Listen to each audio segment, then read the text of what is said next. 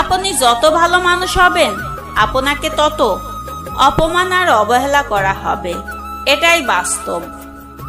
যেদিন থেকে তুমি আমার হাসির মালিক হয়ে যাবে, সেদিন থেকে তোমাকে আর কেউ কাঁদাতে পারবে না।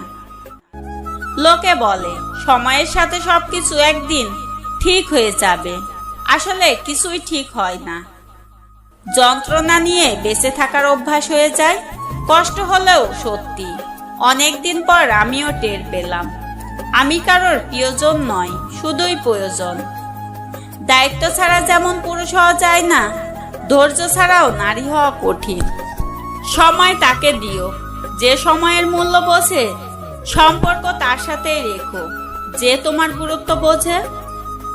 সরল মানুষগুলোর জীবনে সবসময় ভুল মানুষই আসে। বেকার পুরুষের ভালোবাসার মানুষ কোনো এক প্রতিষ্ঠিত পুরুষের কাছে বিক্রি হয়ে যায়। কিছু তারিখ আজীবন মনে থাকে, কিছু মানুষ অনুভবেই সুন্দর।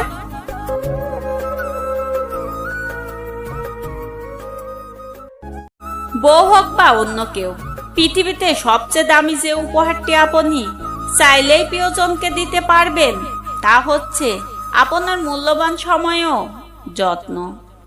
কেননা প্রিয়জনের কাছে মানুষের চাওয়ার তেমন কিছু থাকে না, তবে প্রিয়জনের কাছ থেকে একটু সময় এবং যত্ন পেলেই তারা খুব সন্তুষ্ট হয়। টেনশন আর মানসিক চাপে তারাই বেশি থাকে, যে তার স্ত্রী সন্তানদের থেকে ভালো ব্যবহার পায় না। যখন নিজের অজান্তে কাউকে কষ্ট দিয়ে ফেলি, তখন নিজেকে বড় অপরাধী মনে হয়।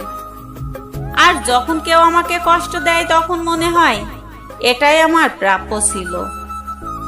মানুষ তার নিজের ভুলগুলো কখনোই তুলে ধরতে চায় না, অথচ অন্যর ভুলে সামান্যতম ছাড় দেয় না। মানুষ যখন মুখ আর মুখোশের পার্থক্য বুঝতে পারে, তখন একা থাকতেই পছন্দ করে। কিছু মানুষ চাঁদ এনে দেওয়ার গল্প বলে, পুরো আকাশটাই কেড়ে নিয়ে যায়।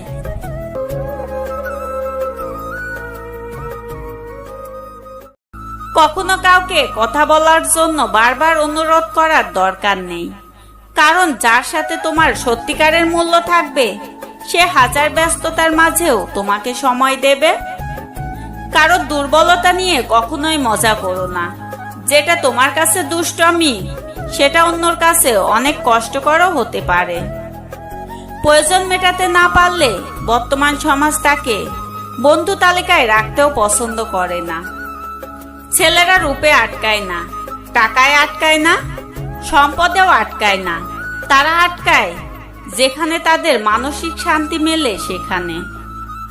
যখন তুমি কাউকে ভালোবাসবে, তখন বুঝবে ব্যথা কি জিনিস।